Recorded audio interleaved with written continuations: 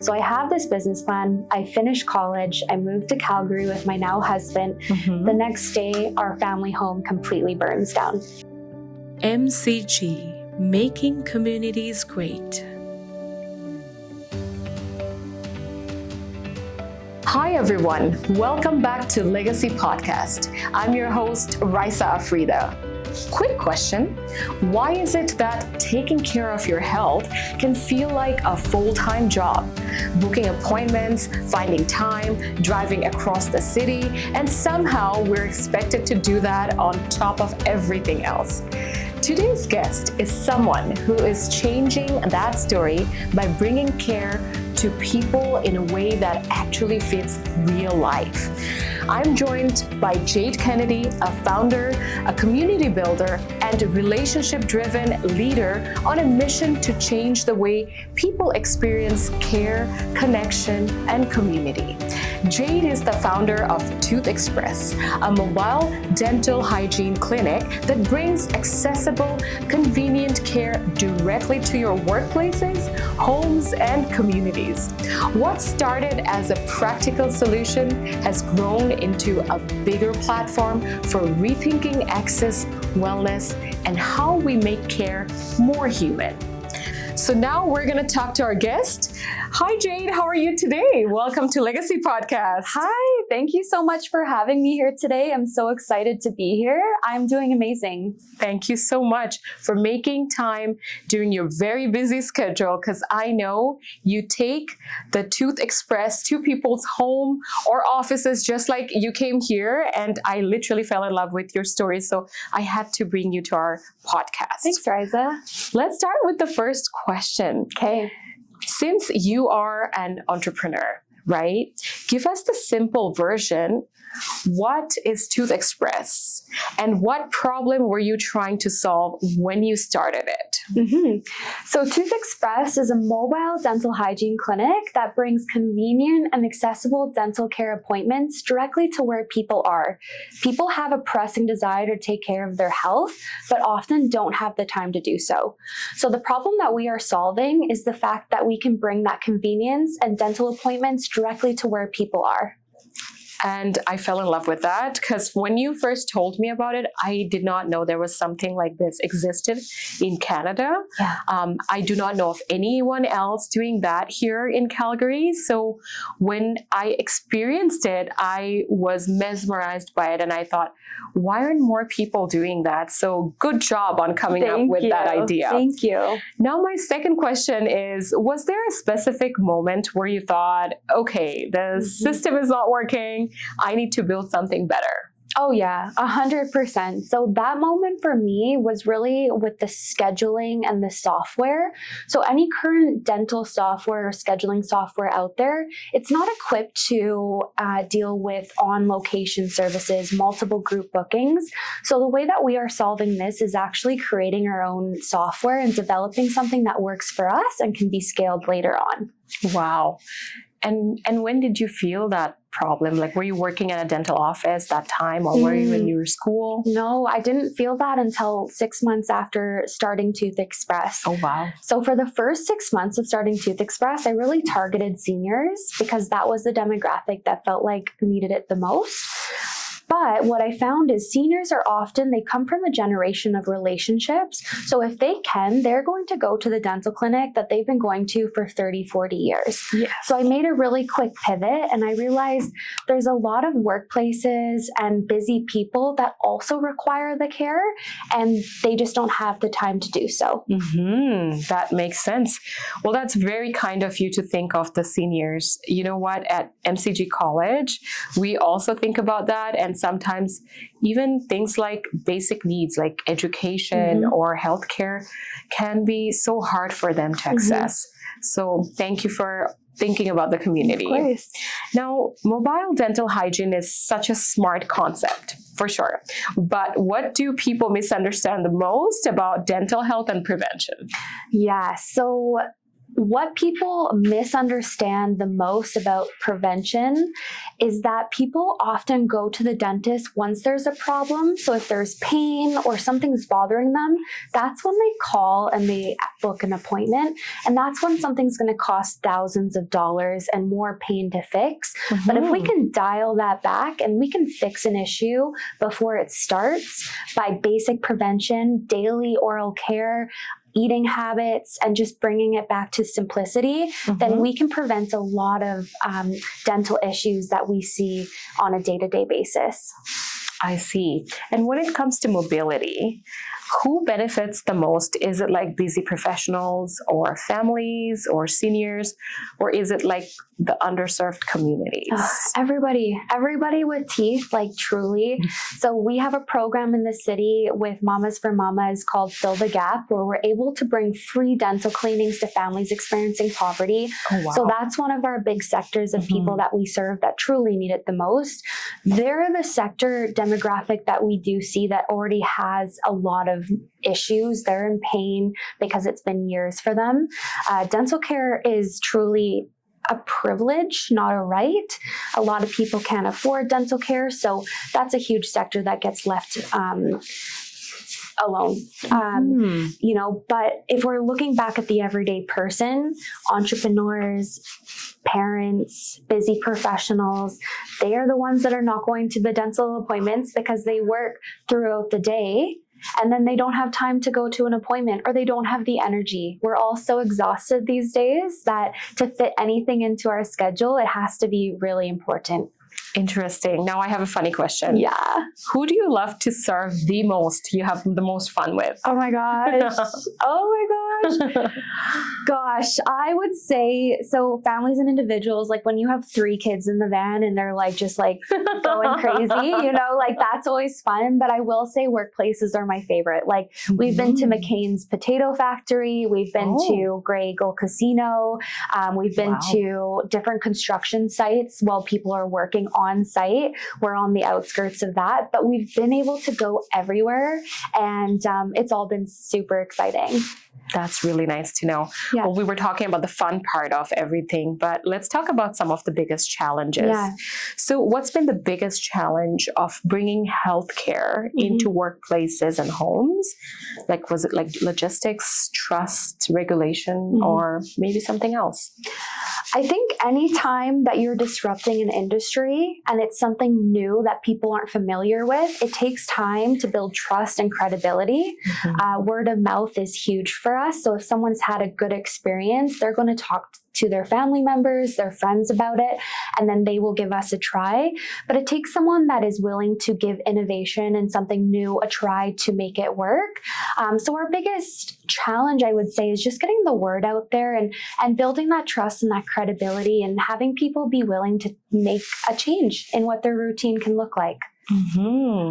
Did you ever get any pushbacks when you reached out to maybe employers, and how would you talk to them? Like if, for example, someone is listening to your podcast right now and that person works in a company where people are so busy, they don't have time to go to their dentist, they take a day off and it's a busy workplace. What would you tell them? Yeah, so what I would say is that about 50 to 60% of dental benefits go underutilized. Wow. So that is a big gap where people have the resources to be able to get the dental care, but they're not having the time in their day to do so. So as an employer, as a business owner, an HR professional, if you can make that change in your workplace to improve workplace culture, bring an on-site health professional, that is going to improve retention rates. It's going to make people feel healthier and happier and want to do more for your company. That is really nice to know, because I was just thinking about my husband and I told him, like, you have to do your, like, use your benefits and stuff last year. And he's like, I'm just so busy. So he didn't even like use most of his benefits. And, you know, he could have gone or you guys could have come to his job site because he does work in construction. Now I'm thinking about all those people who have busy schedule. This would be a very good solution, not only for the employees, but also employers look great when you care about your team. Exactly. Now I have another funny funny question. Yes. I know that you go to multiple different places. What has been the weirdest place where you have done the dental work, and like some place which made you laugh? Oh gosh. So I would say it has to be, we've gone to the library before. Oh my God. Yeah, we've done free fluoride and exam checks for kids at the library, which is just kind of funny because you're looking around and you're like, why? You know, like this is so funny. I was asking my team this question this morning because I was like, I'm going to be asked this question. Where do you think we've gone that has been the funniest? And the casino was brought up, the library. We've gone into people's homes. And as soon as you're in someone else's homes, you know, that's a vulnerable place. I wouldn't say it's funny, but it's just a different environment. Interesting. And you guys can park pretty much anywhere, right? Wow, this is definitely a revolutionary thought process that let's just take something like dental hygiene to your home, because there could be single moms who cannot afford to keep their kids at a daycare. There could be seniors. There could be people who maybe just feels very scared to go to a new environment. Have you ever worked with like newcomers or refugees? Absolutely, we have. We worked with Siwa actually 2 weeks ago. So that was my really favorite fantastic. organization. Yeah, they're a great organization. You know, and we get a lot of patients that because it's been so many years, or maybe they weren't brought up with the education on how to take care of their teeth, there's a lot of dental fear that's underlying.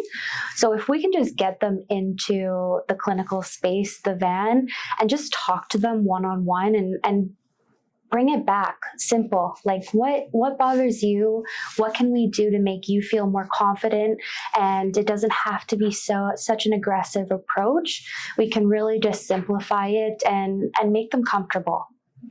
That's really kind of you to think of them. I have also worked with CIWA, which is the Calgary Immigrant Women Association, and they have served thousands of newcomers, refugees, people from war-torn countries who never had dental work done in their entire life. So thank you for doing that, Jade. Now I do have a question. You have touched it a little bit in this answer, but if you want to elaborate, you talk about care, connection, and community. What does more human care actually look like in practice?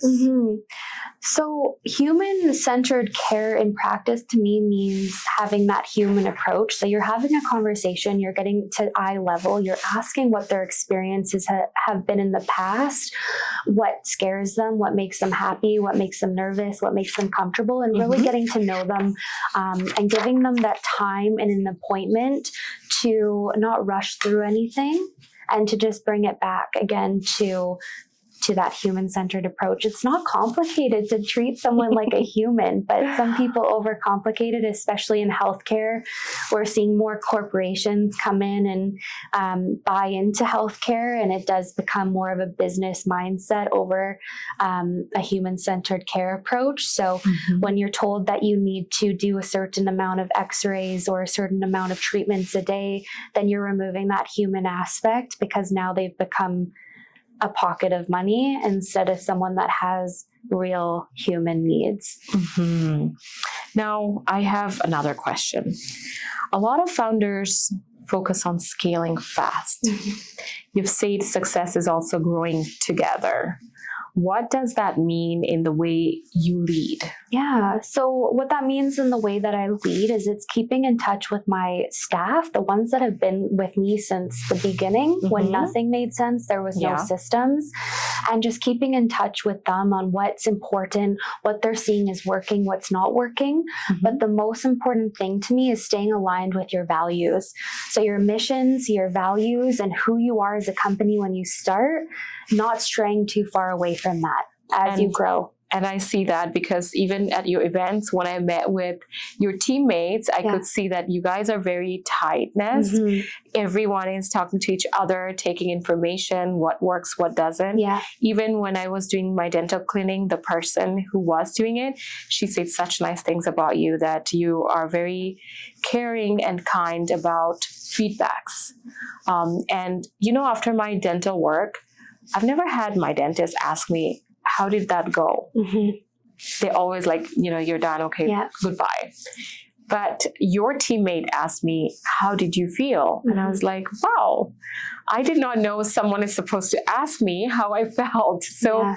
I felt really hurt. So I could see that you guys give those extra care. You also educated not only my teammates, but also our students about dental hygiene. Yeah. Can you tell me a little bit about that educational part? What do you guys do? Yeah, so we came into MCG and we offered the presentation for oral care for students, and coming back into the clinic setting, we have time allocated in an appointment so that we can go over how to brush your teeth, what toothpaste to be using, different flossing techniques, because at the end of the day, brushing seems like a simple task and everybody may be doing it, but are you doing it right? Were you ever taught how to do it right? Are you reminded how to do it? Those simple things make a huge difference in preventing dental disease. And if we can offer those 20 minutes to go over education in an appointment, we're going to see better health outcomes the next time. I see. Well, for our listeners and viewers, if they are interested about any educational part, how do they reach out to you? Yeah, so reach out to info@toothexpress.ca. You can call 587-836-9798. Go on our website. There's a submission form. Get in contact any way that you can, and we'll make sure that our team gets back to you. Good to know. Well, now I have another fun question for you. So if Tooth Express had a slogan that matches your vibe, not a corporate one, what would that be? So I would say dental hygiene care, but make it come to you. Oh, cool. Yeah. Easy peasy. So we actually, funny thing is that we trademarked the slogan, meet you at your place. Oh. So anything like dental related, health related, we own that trademark. So you know how people like meet you at your place. So that's kind of like something that's been with me since the beginning. I always thought it was kind of funny. That's amazing. Yeah. Well, I do want to ask you about something. You are a young entrepreneur, and I do see that not only you're working for your business, but you are a big part of community, whether it's Black Chamber of Commerce or young, venture capitalists, or many other things that you are doing. If you were to give an advice to someone who wants to start a mission-driven business but feels overwhelmed, what would you tell them where to start and how to start? Because not only you're taking care of the business, but you're doing way more than that. So how would they handle that? Yeah, so I would say find your community. You're going to find people that believe in who you are. Imposter syndrome is relevant to anyone, even if they are a CEO, Fortune 500 owner, like any of those high-level professions, everyone experiences imposter syndrome. And just believing in yourself enough to take the first step. You don't have to be at step 10. You don't have to be at the finish line, but just take the first step moving forward. And again, lean into your community and your friends who do believe in you. That's amazing. Well, Jade, now I'm going to ask you a question that's not in the list. Yeah. When I met you and I asked you about the story of Tooth Express, you did share a very personal story. And it was a story of resilience, with your family and the accidents and all these things. Would you be comfortable to share that story with our audience? Because I find it so inspiring that despite so many challenges, I would say it was just a diamond out of the coal. So how did you start Tooth Express? Yeah, so I'll give a little bit of context before the main event. So it was in college that I created the business plan for Tooth Express because, as I mentioned at the beginning of the podcast, everybody has a pressing desire to take care of their health or themselves in one way or another, but whether they have the time or the energy or the resources to do so is a different story. So I was a college student working 2 jobs, going to school, and I didn't have time for my own appointments. So that's when I created that business plan.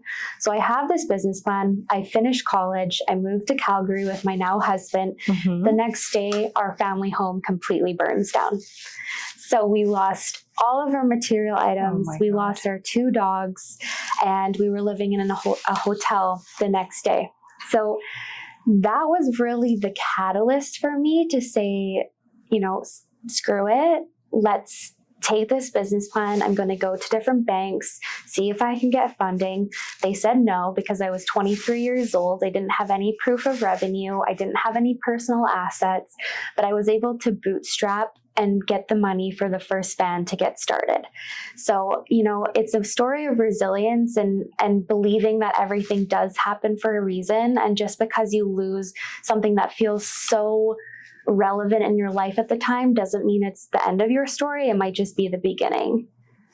Oh my God, sorry. I just was speechless when you were telling me, because it's horrific what you went through. And despite that, I think it ignited a fire. And that fire didn't take only from you, but gave you something. Yeah. And if there was a movie made, I would say that, it's the fire in you. Thanks, right? that really pushed you to be where you are today. And I hope it pushes you farther. Thanks. And in a better place. Now, the second bonus question that I'm going to ask you is about, these are some of the questions I ask our guests impromptu. Yeah. Because they then, they think and they're like, okay, I'm going to say what comes in my mind or my heart. You talked about your success, and we can see that. And there's more to come. You started with one van, now you have the second van, and I'm so happy. I hope you have hundreds more vans and you take it internationally. But I want to ask you about failure. Can you tell me a story of failure how did it taught you something when you failed at something? Can you tell me about a time so that our audience can also learn from not only the success stories, but the failure stories? Yeah, I think that failure is always going to be just as prevalent as your successes. When I have a high, at the end of the day, I know that it's going to be a low again. So when you're low, you're going to be a high. And when you're high, there's going to be a low to follow. And it's always going to be that way, even if you feel like the high will never end or the low will never end. And with failure in business, you really hope that it's not going to be $100,000 mistake, a $10,000 mistake. You hope that it's under that amount, because when you're new with business and you have limited cash flow, your failures and your mistakes can make or break you. That's why they say the first 5 years is the most challenging. And I would say that my biggest failure was not believing in myself at the beginning enough. And I kind of gave up on going out and trying to raise money for Tooth Express. And there was a time that I didn't realize we would make it to the next month. We had overhead expenses that I wasn't bringing in the same amount of money to match. And I thought that was going to be the end for me, but I got up, I door knocked, I handed out flyers, I put on some music that amped me up, and I went around the communities and I told them who Tooth Express was, and I was able to get back out there with, banks and investors and people that inspired me to go further, and it turned around. And now we're, like you said, able to bring our second van on the road. We have an amazing team. We have some cash flow that is protecting us if, a failure is to come up. And that's amazing. Thank you so much, Jade. Now, this brings to my very last question and my most favorite question. As you know, our podcast is called the Legacy Podcast, and we bring in people who are resilient and building a legacy. So, Jade, in 5 years, what legacy is Tooth Express is going to build for you and the community?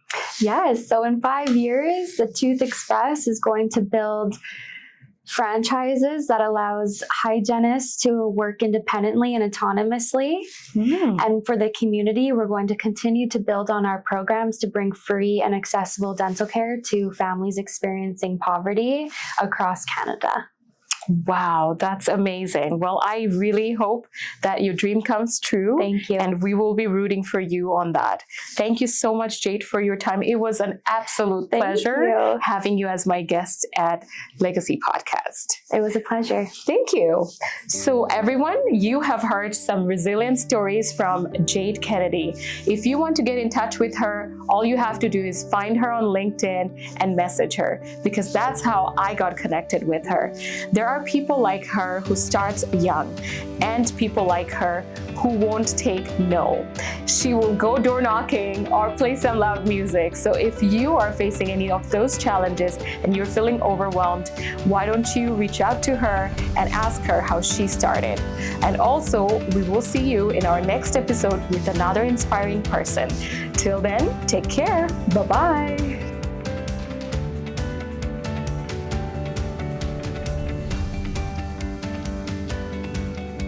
MCG, Making Communities Great.